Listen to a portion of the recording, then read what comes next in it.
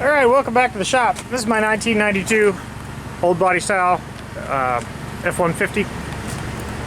The latch broke off on it. You can see that this piece here is no longer connected to this piece here.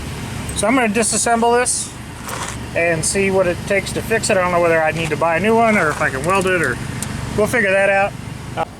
Well, I undid those two bolts and this popped out. You can see what's broken here is this piece of metal. I will not be able to weld this.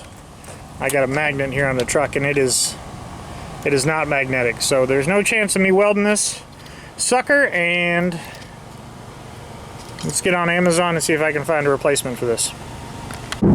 Oh, and what I didn't cover is there's a inspection plate, this big plate here in the back of the truck, and I think there's 8 or 10 bolts that hold it on. So I just popped that off and it gave me access to the hatch.